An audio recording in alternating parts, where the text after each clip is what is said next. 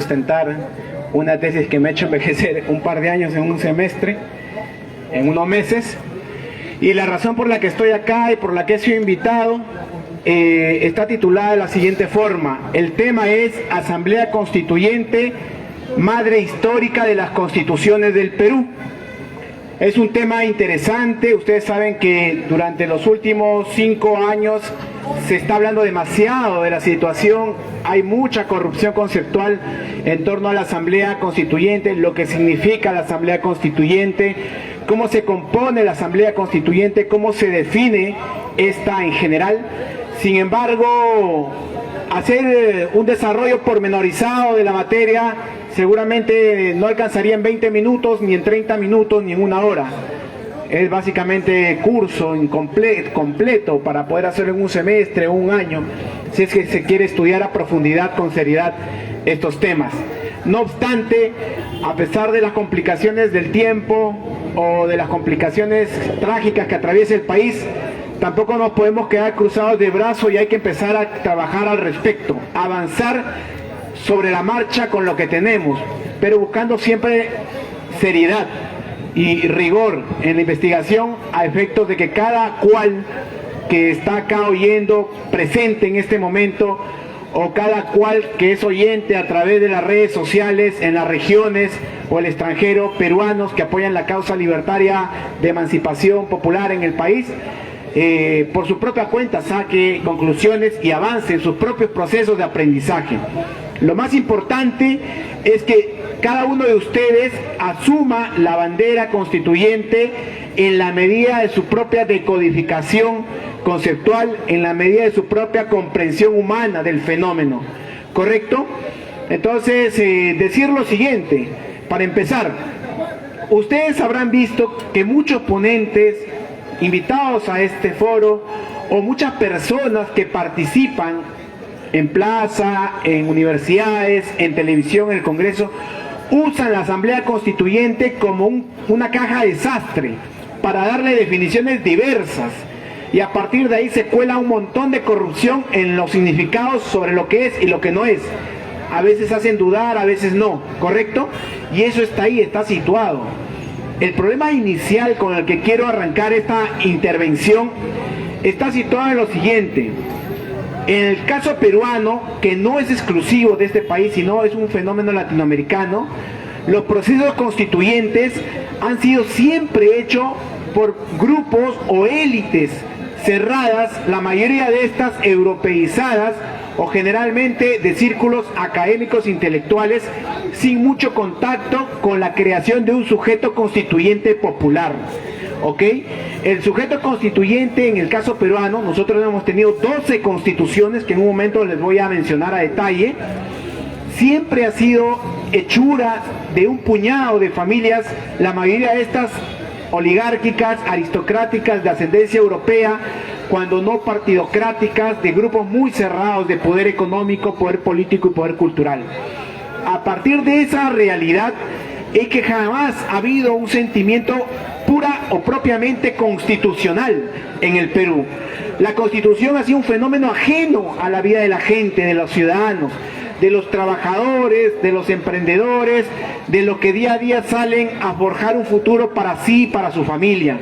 Y esa es una realidad que mantiene, diríamos, un ánimo triste, latente en la ciudadanía. La gente que está acá presente dirá: ¿por qué no tengo sentimiento constitucional? Sé que hay una constitución, sé que debiera respetarse una constitución, pero esta no se respeta, no forma parte de mi sentido común práctico diario para mi toma de decisiones cotidiana. Entonces la gente acá vive a la deriva, diríamos, en una suerte de decisiones en jungla de lo que es el más fuerte.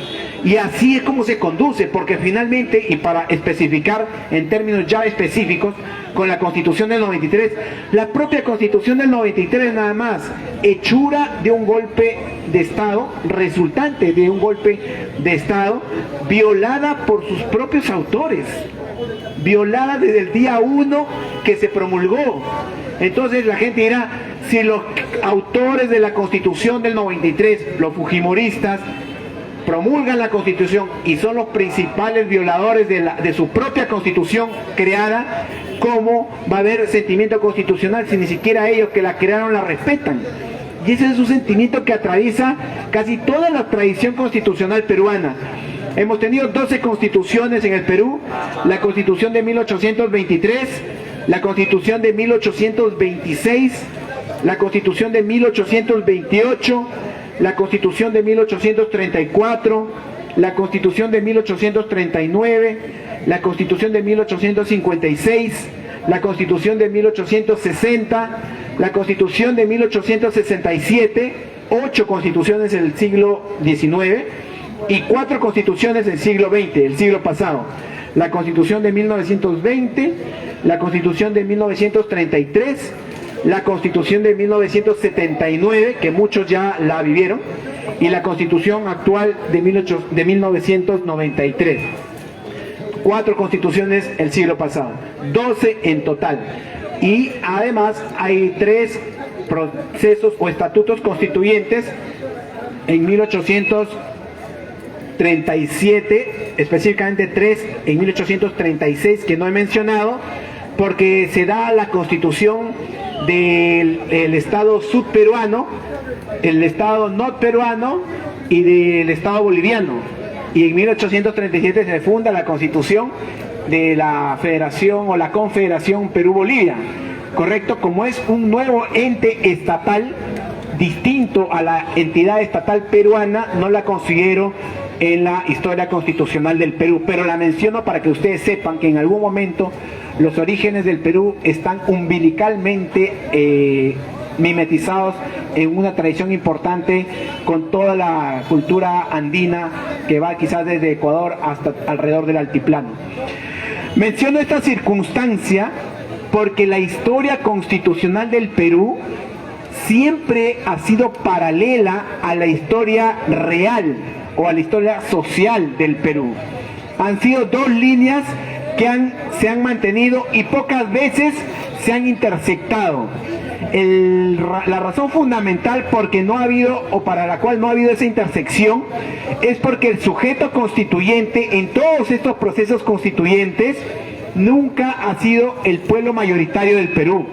Y ese vacío es un vacío que tarde o temprano tiene que ser llenado, corregido por un proceso constituyente peruano en el que el pueblo, como titular de ese poder creador, generador, constituyente justamente, pudiera llevar al frente un proceso de cambio político. Porque finalmente, ¿qué es una constitución? Una constitución es un documento escrito de mínimos comunes por el cual se dota de sentido jurídico a la voluntad política de un pueblo determinado en un territorio determinado para un tiempo indeterminado. ¿Correcto? Quiero repetirlo.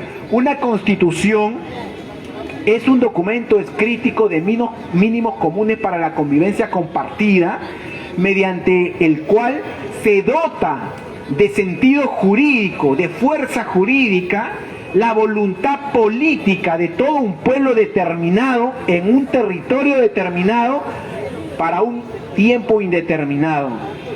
Y eso de acá es central. De estos 12 procesos constituyentes, alguna vez la mayoría con voz y voto de los ciudadanos ha participado a compleción, a completitud. Nunca. Los últimos 2 procesos que hemos tenido han sido en contextos dictatoriales, regímenes de facto. La diferencia con algunos piensan que el debate tiene que dicotomizarse entre la Constitución del 79 y la Constitución del 93, un versus. Pero eso es una falacia y falsa dicotomía. Los 2 procesos han tenido incompletitudes estructurales en la generación del ejercicio, de la forma en la que se va a ejecutar el poder constituyente. Uno podría decir, claro, la del 79 por lo menos servía para dejar atrás un proceso dictatorial e iniciar algo nuevo, pero para el momento, por ejemplo, solo votaron las personas con supuestamente que sabían leer y escribir, y había una mayoría o una cantidad poblacional que no formaba parte del cuerpo electoral porque eran considerados indígenas. y los indígenas no votaban porque eran analfabetos del castellano, claro está. Entonces, esa tragedia vicia en parte importante la legitimidad de origen de un proceso medianamente de intenciones democráticas como el de la Constitución, de la Constituyente del 78 que cristaliza la Constitución del 79. Además fue, por ejemplo, una constitución totalmente partidocrática. Esto es, para poder participar como asambleísta constituyente tenías que postular a través de un partido político en ese momento, porque de una u otra forma tenía sentido, esos partidos políticos tenían un arraigo de masas, era una sociedad de masas en aquel momento. Pero mucha gente que ni siquiera participó o que querría participar o formar parte de la escritura de una constituyente y no formaba parte de un partido político, ¿cómo podría haber hecho, diríamos, su participación colectiva de la gente que representaba o de la cultura o del espacio al cual se dirigía como representante si no había la forma? Quedó fuera. Entonces, muchos detalles más se pueden mencionar. Peor aún, la Constitución del 93 ya es el acabose en términos de legitimidad, porque esa, a diferencia del 79, es para instalar o darle una ropita de democraticidad falsa o de déficit, diríamos, de un lenguaje democrático a una realidad dictatorial. El golpe de Estado liquida la Constitución del 79 de facto y además, sin consultarle a la gente, la dictadura convoca a la composición de un Congreso con facultades constituyentes, reprimiendo a un sector importante de la sociedad que lo represalia y no compite ni se presenta a las elecciones. Por eso es que la izquierda no participa del proceso constituyente del 92 que saca la Constitución del 93. Es más, se asesinan a muchos dirigentes de la época, como ustedes ya sabrán. Y además, las cosas ni siquiera se aprueban en aquel entonces con una mayoría calificada de 2/3. Bastaron solamente el 50% más uno. Eran 80 miembros del Congreso Constituyente Dictatorial que falsamente la dictadura llamó Congreso Constituyente Democrático, pero es Congreso Constituyente Dictatorial porque esa es la realidad. Ellos controlaban de los 80, 44 votos, era una mesa de partes, básicamente de lo que la dictadura decidía en torno a Torres y Torres Lara, que era el encargado, la mano derecha, la cabeza del régimen dictatorial, encargado de hacer el proyecto de nueva constitución que luego pasaban y votaban sin mayor discusión, como ustedes podrán apreciar de cualquier descarga que hagan de la página del Congreso, del diario de debates sobre la constituyente dictatorial del 92 y 93. Entonces, con eso legitimaron, entre comillas, dándole un ropaje jurídico al golpe de Estado del 93 y se llevó hacia adelante. Entonces, verdaderamente nunca hemos tenido un proceso popular, participativo, protagónico, en el que la ciudadanía organizada, desde sus condiciones de clase, de género, de raza, de ambiente y de ejercicio democrático en general, haya formado parte a través de partidos y más allá de partidos políticos de la composición plural de una asamblea constituyente realmente democrática, representativa, yo diría hasta identitaria del pueblo del Perú. No haber tenido eso da cuenta de la tragedia en la que este país habita.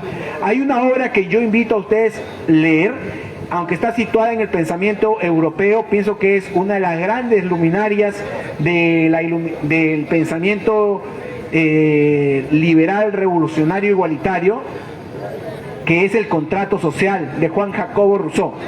En el Contrato Social, que invito a leerlos, está gratuito en el internet, googleen el Contrato Social, lo que me están escuchando en regiones o lo que me están escuchando en el extranjero. En el Contrato Social, el francés Rousseau lo que intenta ensayar o ensaya finalmente es explicar cómo se fundamenta la legitimidad originaria de un Estado político basado en la voluntad popular, no ya en una voluntad, diríamos, monárquica, real, de la nobleza nada más, ¿no? Sino en algo que rompa con el viejo régimen. Otra obra importantísima que creo que siempre es bueno tenerla en la cabecera, porque estas dos obras son de cajón sobre lo que fue la Revolución Francesa, que se irradió a ambos lados del charco del Atlántico, tanto europeo como de América, es qué es el tercer estado del Bate, en este caso el eclesiástico, jurista de la época, en Emmanuel Sieyès. Se llama ¿Qué es el tercer estado? Por favor, está gratis también en el internet para que ustedes lo puedan leer. Léanlo por su propia cuenta. Son obras sencillas dirigidas al pueblo llano de la época para que todos lo puedan entender, y supone los cimientos revolucionarios que entierran la condición monárquica de concepción del poder divino o real de la época. Pero ¿por qué menciono? Porque a finales de 1788, inicios de 1789, antes de que reviente la Revolución Francesa, fue determinante estas obras, porque se inscribieron bastantes panfletos, obras dentro de los sectores populares en Francia prerevolucionaria, y sirvieron de guía del debate de la época. En el caso del que es el tercer estado, por ejemplo, les voy a mencionar, básicamente es lo siguiente: es un escrito político de un eclesiástico del clero bajo, como sería en la época, para la monarquía de la época. En la época había una monarquía francesa que funcionaba sobre la base del absolutismo, o sea, el decisionismo monárquico, que así se hacía según su condición. Y cada vez que había crisis políticas o que había crisis financieras fuertes, básicamente fiscales, el rey tenía la capacidad de convocar los estados generales. Los estados generales eran como asambleas extraordinarias a petición del rey, mediante la cual en la cual se reunían todos los estamentos que conformaban el orden político del viejo régimen francés.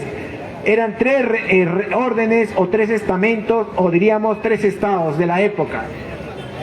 El clero, que era el primer estado, donde estaba toda la iglesia; la nobleza, que estaban todos los títulos nobiliarios, la realeza diríamos; y estaba también el tercer estado, que era el pueblo llano, ¿correcto? Para la época el problema de fondo era que siempre que había una votación en los estados generales, se votaba por cada estamento. Entonces el clero y la nobleza valían 2 votos, 1-1, y el pueblo, que era el pueblo en general, tenía 1 voto, y siempre perdían, siempre se imponían los privilegios de los grupos de poder en ese momento. Entonces, como ya había demasiada crisis y ya se hablaba que el Estado se debe basar en la legitimidad del poder soberano, en este caso de la nación o del pueblo, entonces se propuso entre diciembre y enero de 1788 e inicios de 1789 que el tercer estado, en los estados generales, esté compuesto por una doble composición. Esto es, que sus votos valgan el doble, porque van a haber una doble composición. Si tengo 30 de la nobleza, 30 del clero y 30 del estado llano, bueno, en esta ocasión van a ser 60, si es que se convoca a los nuevos estados generales. Y así fue, pero lo que no aceptaron es que haya un voto por persona, y además que se dé de forma auténtica en la representación, porque una parte del clero, básicamente lo del clero bajo, que no era la alta clerecía, estaba a favor de las posiciones del pueblo, del estado llano, en este caso del tercer estado. Por eso que Emmanuel Sieyès escribe esta obra revolucionaria para la época, que ahorita puede sonar muy fácil hablarlo, pero para la época significó un alzamiento en armas, una revolución armada que pone punto final al viejo régimen y reconfigura la ordenación social de toda la forma en la que se va a legitimar el Estado. Con la obra de Sieyès y el contrato social de Juan Jacobo Rousseau, entre otros, lo que se impone es que la voluntad única que legitima el poder de un Estado nunca más va a tener que ser ni del clero ni de la nobleza. La única autoridad legítima es la voluntad soberana del pueblo, y sobre esa voluntad se erige cualquier orden constitucional. Por ende, se disuelven y se toman como no vistos al clero y la nobleza, y el tercer estado pasa a declararse en Asamblea Nacional. Ustedes se imaginan estar haciendo este discurso o esta proclamación en un momento donde toda la estructura de edificios, de poder, de títulos nobiliarios está organizado contra esa idea y un Estado ya no se levanta, impone una Asamblea Nacional, es un acto revolucionario definitivamente. Y es así como se funda la Asamblea Nacional, en este caso constituyente, específicamente fundacional de un orden democrático, revolucionario, igualitario de la época. Ese ejemplo es el que ilumina una parte importante de los movimientos revolucionarios, liberales, igualitaristas de la época en Europa continental, en parte de la Europa insular, específicamente británica, y finalmente llega hasta las colonias en Estados Unidos también y se esparce finalmente para los estallidos de las revoluciones de independencia latinoamericanas contra el imperio monárquico español. Lamentablemente en el caso peruano nunca hemos tenido una auténtica revuelta a ese nivel, porque hubo un cambio de manos en el poder, pero el poder en los procesos constituyentes peruanos de las 12 constituciones que les he mencionado siempre ha estado en esas mismas élites, en esas mismas familias. Si ustedes, yo les voy a dar una obra para que revisen, googleen, está gratis también en el internet, ¿ok? Es una de la historia de la República del Perú de 1967 de Jorge Basadre Groma, nuestro historiador de la República, ¿ok? Si ustedes se ponen a revisar quiénes son los asambleístas de los congresos constituyentes, de las asambleas constituyentes, de las convenciones constituyentes que ha habido acá en el Perú, van a encontrar que son los mismos apellidos desde hace 200 años. Acá el poder se ha ejercido de forma endogámica. Tú lees los mismos apellidos y tú te preguntas cómo es posible que una misma élite económica, política y cultural sigue apareciendo como el sujeto constituyente determinante de los procesos constituyentes peruanos que finalmente dan origen a constituciones en el Perú. Es una tragedia, pero eso es algo para enterarse, para informarse. El momento en que eso se corrija y los apellidos indígenas, que son la mayoría de este país, estén como apellidos protagónicos de los procesos constituyentes del Perú, junto a los apellidos mestizos o a los apellidos criollos, etcétera, en una proporción razonable, identitaria de la composición plurinacional de este país, en ese momento recién podremos imaginar el inicio de un proceso constituyente auténticamente democrático en el país que nunca ha existido. Hemos tenido 12 constituciones, pero nunca una constitución auténticamente del Perú, que nazca de las entrañas del Perú, del pueblo peruano. ¿Me dejo entender? Ese déficit originario, ese déficit democrático constituyente, es algo que tiene que ser corregido y depende de nosotros. No sabemos el momento exacto en que vamos a abrir el proceso constituyente, que alumbramos que viene en unos años. Lo que sí sabemos es que el proceso destituyente, que es previo al proceso constituyente, tiene que ser liderado, protagonizado por un pueblo organizado, a pesar de sus diferencias, sobre la base de mínimos comunes políticos, económicos, culturales, emancipatorios, revolucionarios. No va a haber otra forma de posicionar políticamente al pueblo como sujeto constituyente para que vaya del proceso destituyente a liderar el proceso constituyente si antes el pueblo organizado no gana la titularidad, el protagonismo del proceso destituyente. ¿Qué es un proceso destituyente?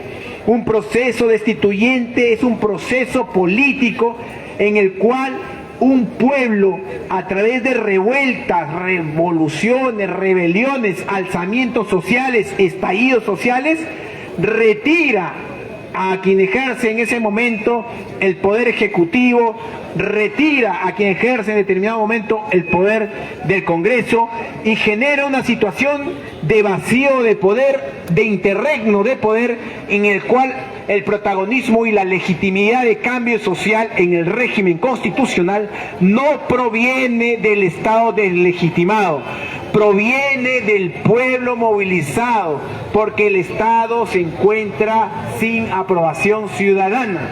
De manera tal que es una de las formas en la que se tiene que abrir el proceso en el Perú. Menciono esta circunstancia porque en el caso nuestro siento que estamos adhiriéndonos a esa narrativa y va a depender de nosotros llegar a hacerla.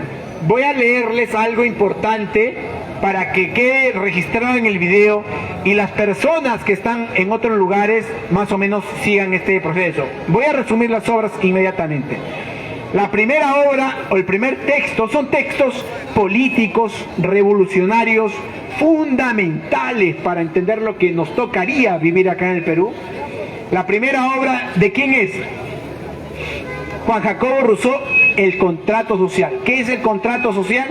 Está gratuito en el internet. Googleenlo, por favor, descárguenlo o léalo cuando tengan tiempo, con disciplina, con rigor, investigando.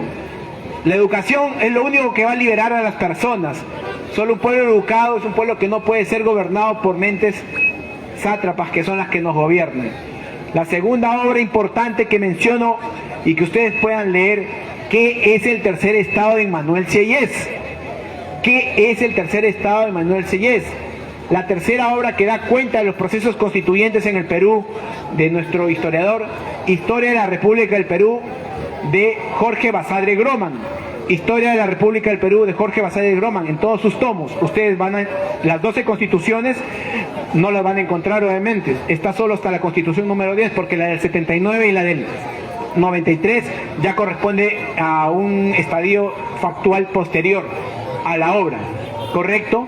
Y otra obra importante que nos sitúa en el contexto global actual es El poder constituyente, del profesor italiano que me acabo de olvidar su nombre, pero se llama El poder constituyente. En un momento les voy a dar el nombre completo, ¿ok? Pero ¿por qué les menciono esto de acá? Porque en el caso peruano, verdaderamente, a pesar de que se usa mucho democracia, se usa mucho la palabra liberalismo, se usa mucho la palabra socialismo, se usa mucho la palabra ecologismo y demás cosas, casi todos los procesos son pura nomenclatura, son un estado nominal, un estadio de puras siglas. Las cuestiones reales nunca han podido procesarse de forma completa. Perú necesita verdaderamente una revolución liberal igualitaria auténtica, una revolución socialista democrática auténtica, una revolución ecologista transicional auténtica. Es la única forma en la que medianamente nos vamos a igualar al contexto general con el que debiéramos organizarnos sobre ese contrato social.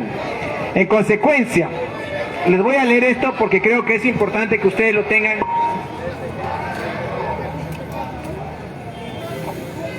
lo tengan presente.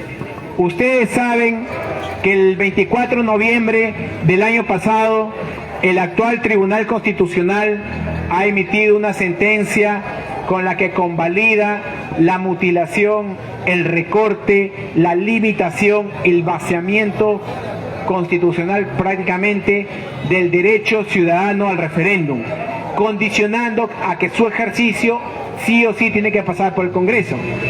En esta sentencia, el Congreso subvierte la naturaleza del poder constituyente de forma contradictoria, porque dice que en el caso peruano, o en general como parte de la doctrina constitucional, el poder constituyente obviamente puede ser originario, cuando da origen a un nuevo Estado o un nuevo tipo de Estado, o puede ser un poder constituyente derivado, derivativo o reformador, cuando se hacen cambios parciales a la Constitución sin cuestionar la continuidad de la Constitución preexistente y sin cuestionar la identidad de la Constitución preexistente, ¿correcto?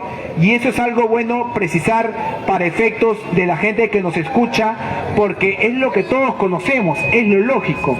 Nosotros, como ustedes saben, de las 12 constituciones que les he mencionado, la primera constitución que tenemos es la de 1823. Por ser la primera constitución oficial de la República, debemos decir que esa es una constitución producto del ejercicio del poder constituyente originario fundacional, ¿correcto? Las 11 constituciones posteriores son constituciones producto del poder constituyente refundacional, ¿correcto? ¿Me dejo entender? Muy bien.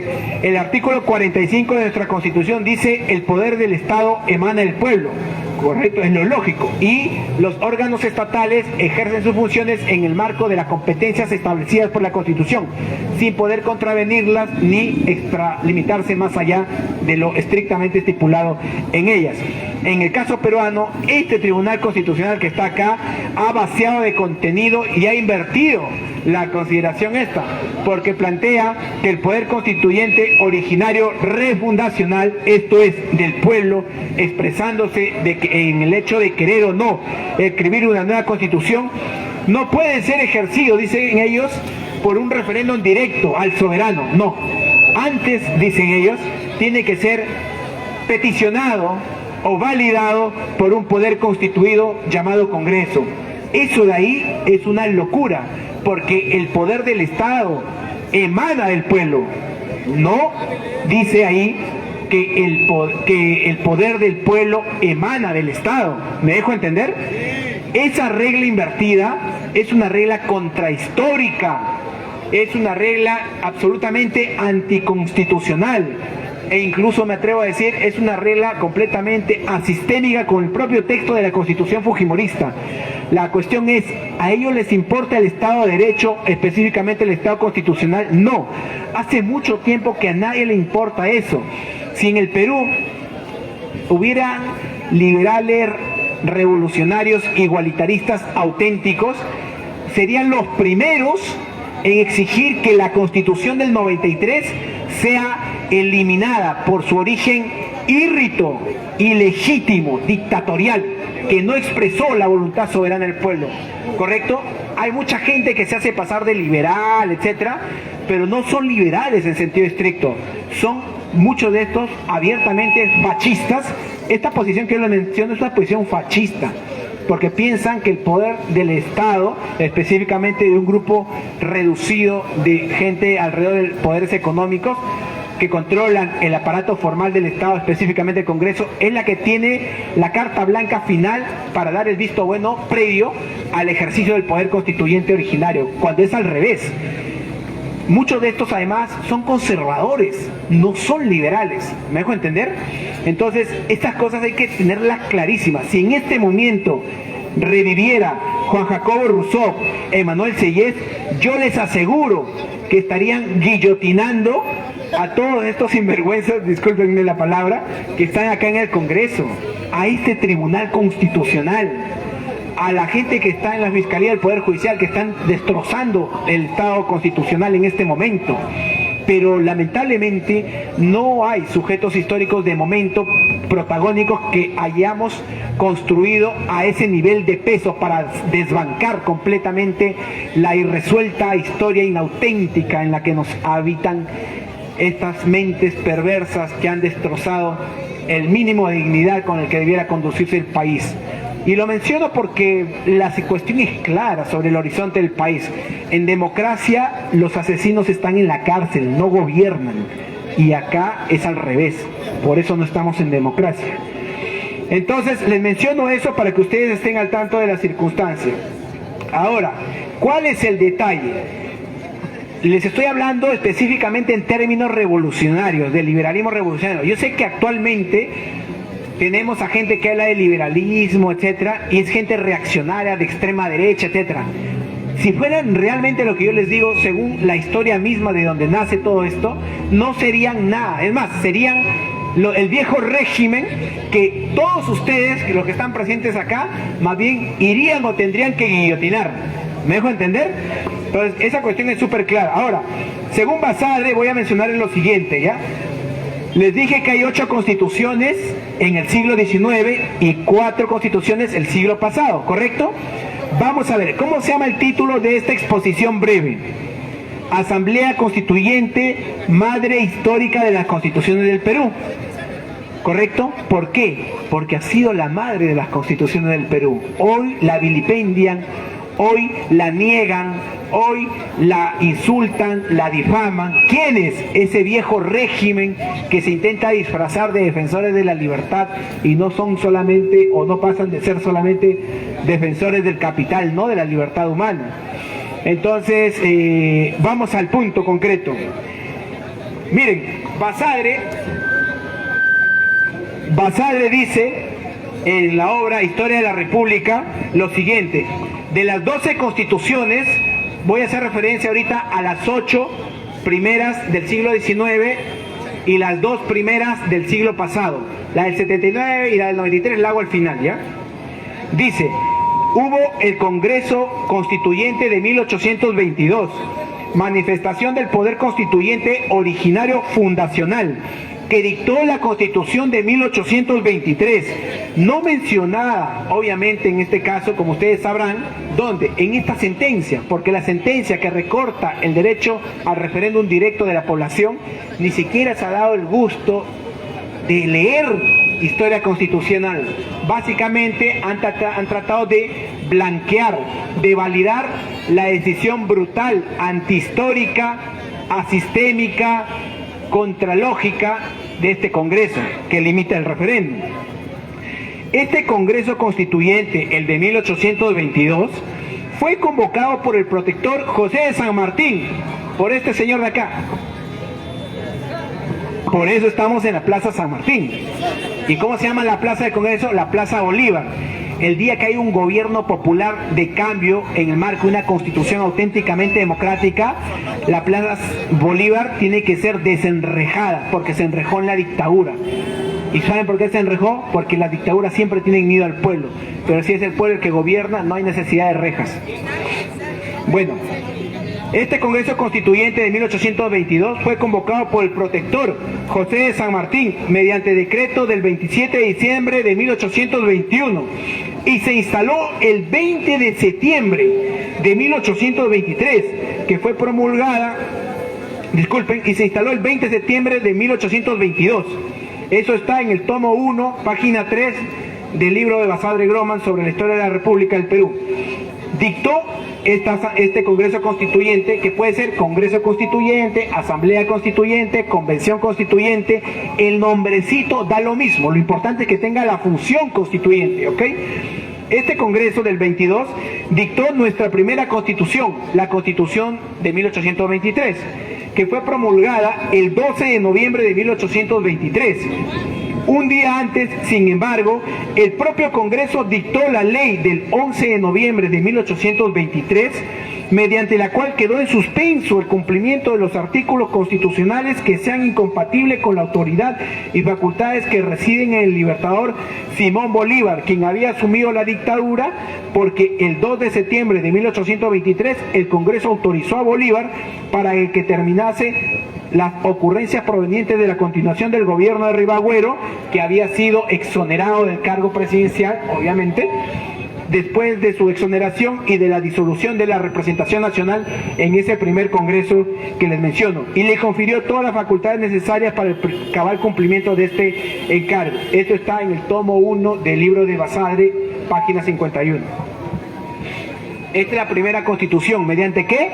Mediante Asamblea Constituyente, específicamente llamada Congreso Constituyente. ¿Convocada por quién? Por José de San Martín. La segunda es la Constitución de 1826, que no tuvo Asamblea Constituyente. ¿Por qué no tuvo Asamblea Constituyente la Constitución de 1986? Porque fue una constitución otorgada por la dictadura en ese momento de Bolívar. Siempre ha sido cuestionada, pero de una u otra manera, de facto, emitió una constitución que está o forma parte de la historia constitucional del Perú. ¿Sí se escucha claro, correcto? Ahí vamos, 2 constituciones del siglo XIX. Son 8, ¿verdad? Faltan 6.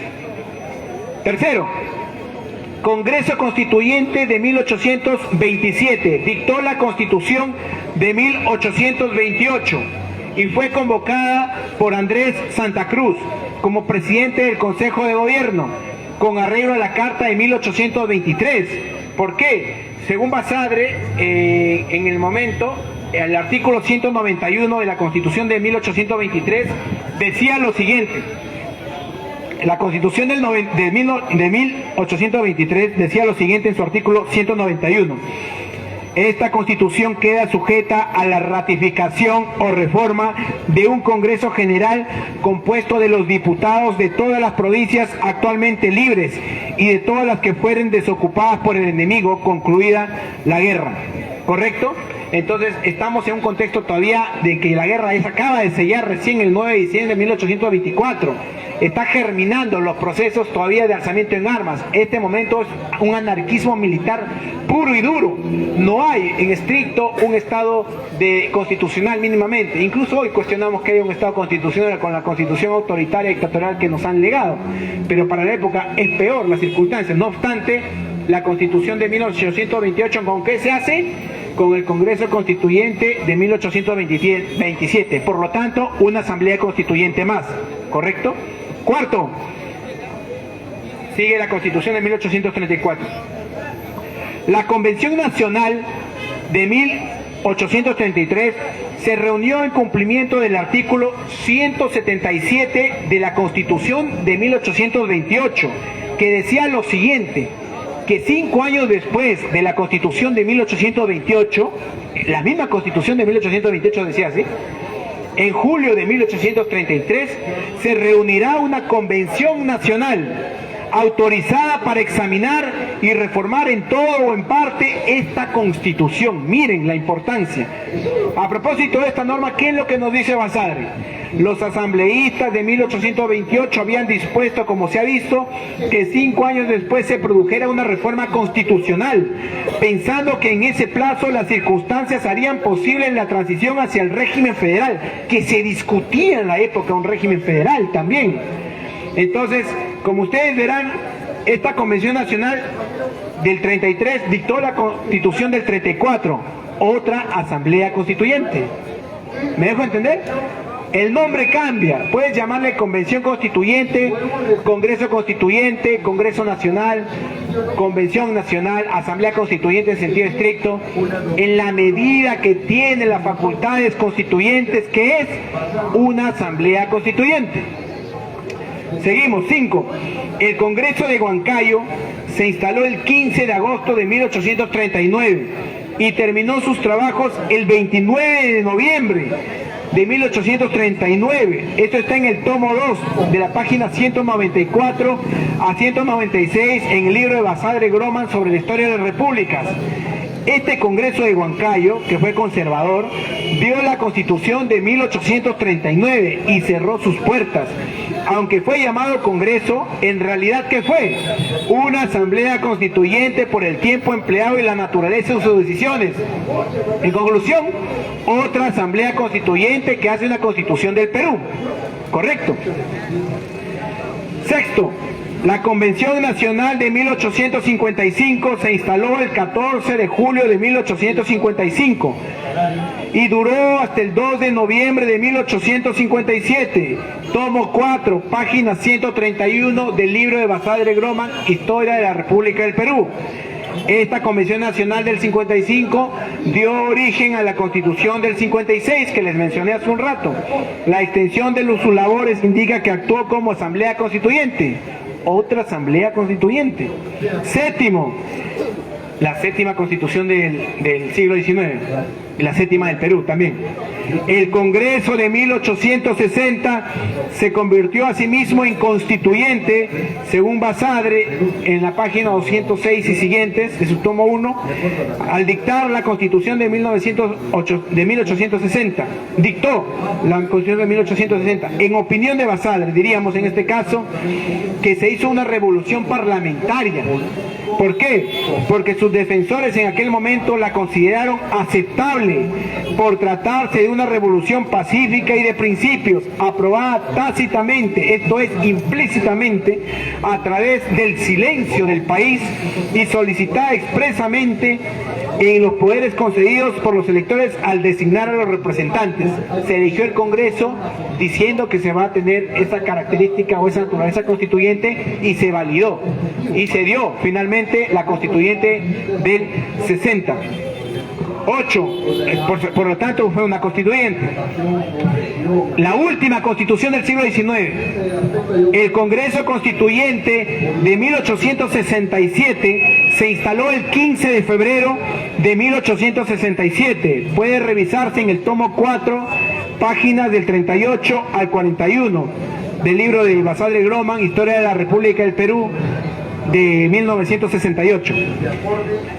Este Congreso Constituyente del 67 dio la Constitución del 67 y en la cuarta disposición transitoria contenida en su título 19 estableció: la promulgación de esta Constitución y la proclamación del Presidente de la República tendrán lugar el 31 del presente mes, continuando el Congreso sus trabajos como constituyente por el término improrrogable de 75 días. Esto se decidió el mismo día de la aprobación de la Constitución. ¿Cuándo fue? El 29 de agosto de 1867.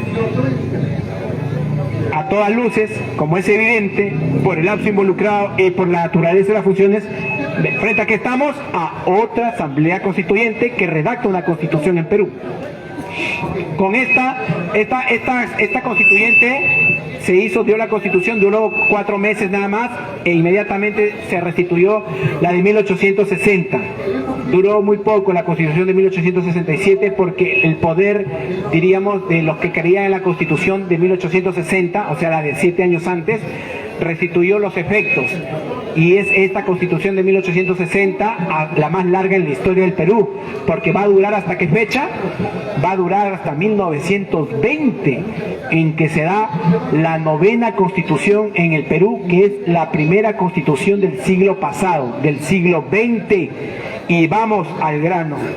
La Asamblea Nacional, que en este caso Asamblea Constituyente de 1919, fue convocada como constituyente con la realización de un plebiscito previo, correcto, sobre 19 temas que debían incluirse en la nueva Constitución. Se hizo un plebiscito consultivo sobre 19 materias en 1919 dirigido a la población electoral de la época, en la que le decían qué temas creen que se debe considerar en un nuevo Congreso convocado para el efecto. Y esos temas fueron los que se tuvieron que considerar en la redacción de la Asamblea Nacional, específicamente constituyente del 19, que nos va a dar o que va a dar nacimiento a la Constitución del 20. El decreto del plebiscito quedó registrado como ley con el número 4000, el 2 de octubre de 1919. Esto se encuentra en el mismo libro de Basadre, en el tomo número 13, la página 31. Esta dio la Constitución del 20 como una asamblea constituyente. El Congreso Constituyente de 1931, que se instaló el 8 de diciembre de dicho año y cumplió funciones constituyentes hasta el 29 de marzo de 1933, en que fue aprobada la Constitución de 1933, que fecha el 9 de abril de 1933. Esta fue la segunda constitución del siglo pasado, esto es el siglo XX, y para el caso nuestro, la 10ª constitución del Perú. 8 el siglo XIX, ya 10 con esta hasta la época del 33. ¿Cómo se aprobó esta constitución del 33? Con una constituyente. Ahora, esto de acá ya no está recogido en la obra de Basadre, pero es algo que se puede colegir por la experiencia que se ha vivido y por la investigación propia. Los dos últimos procesos constituyentes, el de la Constitución del 79 y la Constitución del 93, debe decirse lo siguiente, ¿no? O sea, la Constitución del 79, en buena cuenta, fue una constitución exigida por una gran movilización iniciada el 19 de julio del 77-78 en la época, y que obliga a los militares a dejar el poder pero estos lo hacen a través de una convocatoria a una asamblea constituyente de composición de 100 miembros, ¿correcto? Esta se convoca el año 78 y dura hasta el año 79, fecha en la cual se aprueba. Para el efecto se instaló el 28 de julio del 78 la Asamblea Constituyente del 78 y el 12 de julio del 79, un año después, se aprobó la Constitución del 79, que fue promulgada el 28 de julio del 80, fecha en la que además entró en vigor. ¿Correcto? Ya mencioné algunas cosas sobre esta antes y también con la que sigue. ¿Cómo fue hecha la Constitución del 79? Con Asamblea Constituyente también.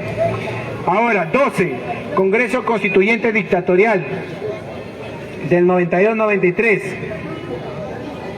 ¿Qué sucedió con ese Congreso? Fue convocado unilateralmente por la dictadura fujimorista sin la presencia de las fuerzas de izquierda que estaban represaliadas.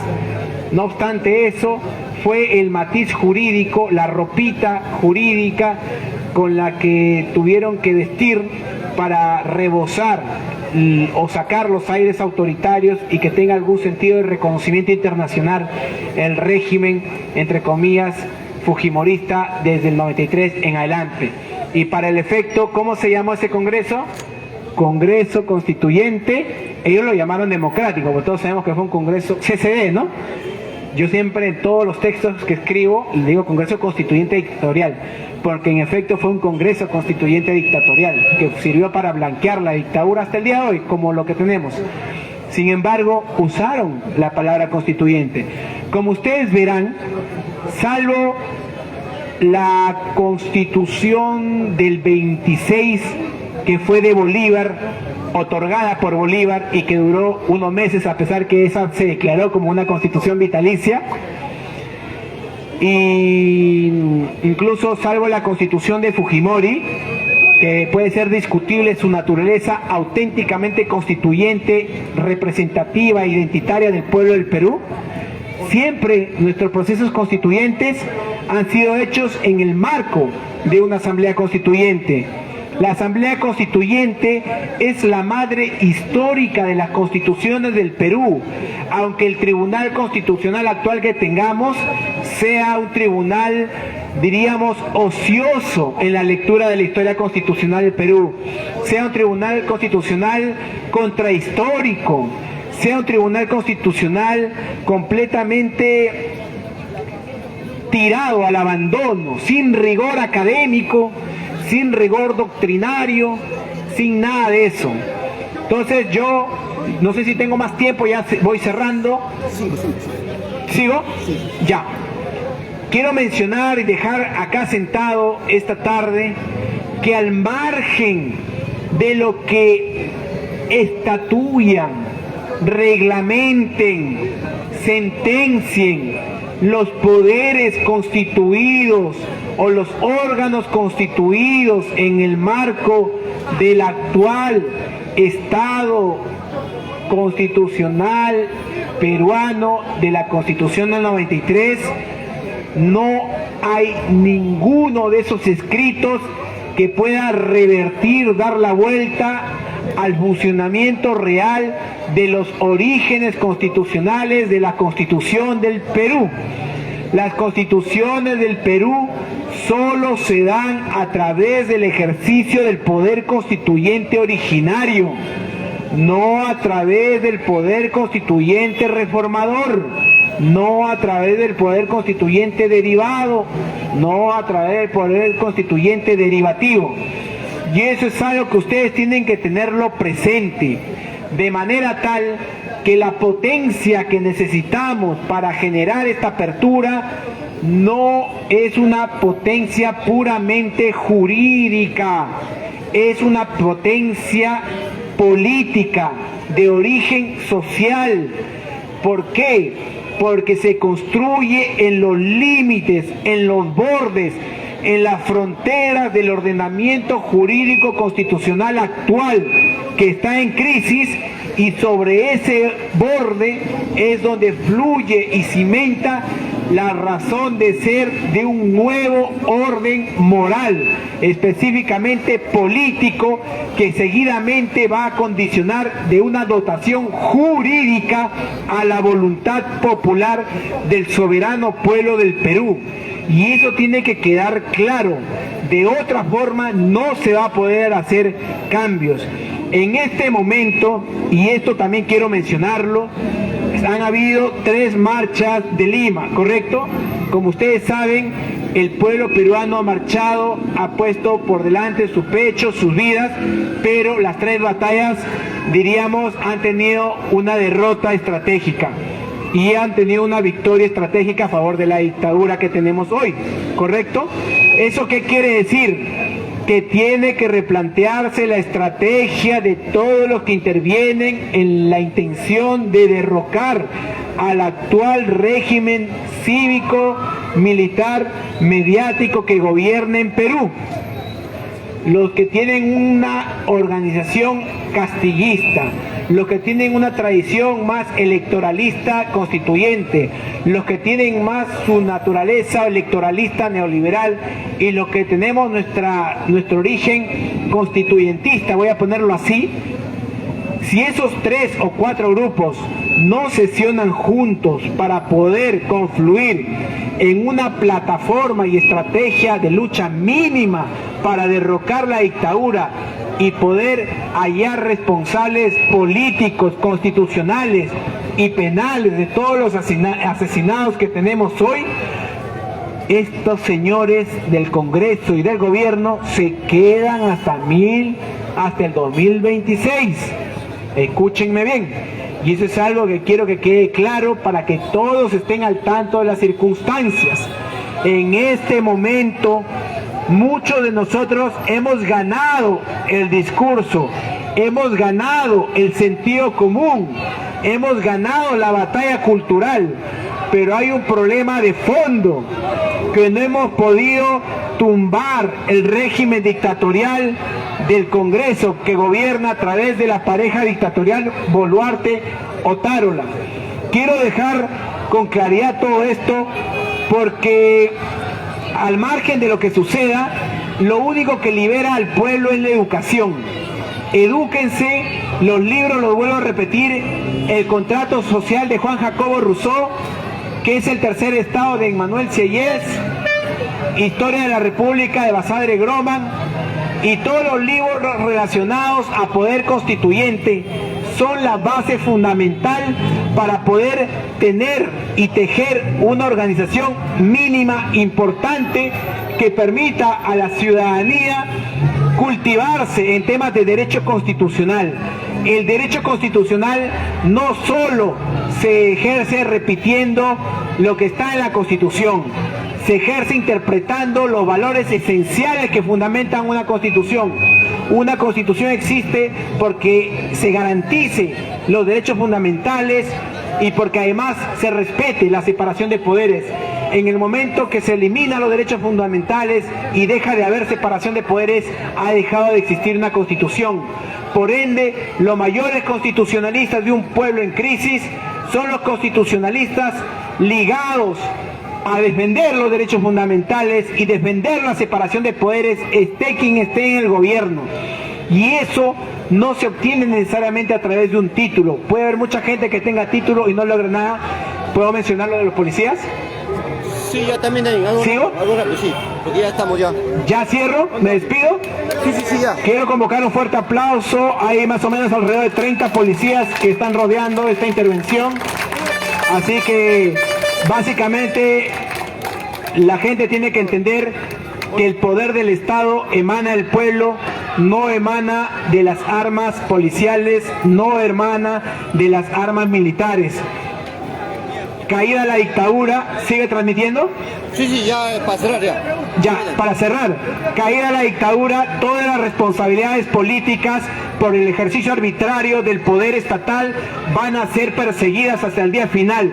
Nadie en las regiones ni el extranjero tiene que tener miedo.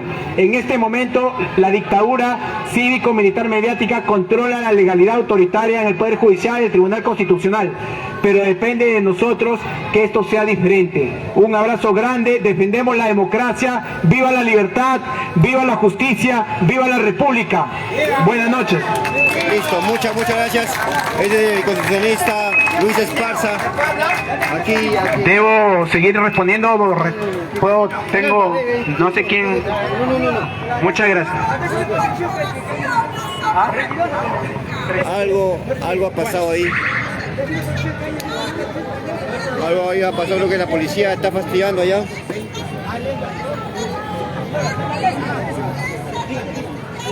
Algo ha pasado ahí, en breve vamos a informar, compañeros. Muchas gracias, compañeros. Sí, ya. Papá. Muchas gracias, compañeros. Esa ha sido la disertación del constitucionalista Luis Esparza. Ahí está. Muchas gracias, hoy día está con nosotros. ¿Está recomendando este libro? Consigues este libro, Temas para repensar la Constitución de 1993 a 30 años de su vigencia. Es un libro homenaje al profesor Francisco Eguiguren. Creo que tiene información valiosa que a muchos les puede servir. Ya. Ojalá pueda socializarse esta información. Ya. Lo único que nos libera es la educación. Así que estudien, se instruyen. Hasta la victoria. Chao. Muchas gracias ahí. El constitucionalista Luis Esparza. Gracias por acá. Gracias por el apoyo. Gracias. Acá firma este adulto mayor de 75 años, le hemos arrancado de la mano de los policías. Lo hemos estado arrastrando. Miren lo que han hecho. La culpa. Sí. Que yo ya Miren, tiene 75 años, lo hemos rescatado de la policía. Estamos en vivo para el agua. ¿Te habían detenido, no? ¿Qué le han hecho a su querían llevar a la fuerza. Sí, le hemos visto. Solamente he hablado de política en defensa de mi pueblo. En defensa de mi pueblo. Usted hacía uso de la palabra, estaba haciendo su libertad de expresión. Libertad de hacer contra mi derecho. Me están reprimiendo. Y lo agarraron varios efectivos policiales. Varios efectivos. Lo comenzaron a arrastrar. A la fuerza. ¿Qué le decían? Le han doblado la mano también. Le han herido acá al compañero. Yo no he hablado de cosas contra ellos, solamente he hablado de política. El Perú no es tierra de los tren de Aragua, así dije. ¿Y eso no le gustó a él? Eso no le gustaron. ¿Qué le decía? ¿Le pidió un documento? Vamos a volver, hermano, vamos a volver.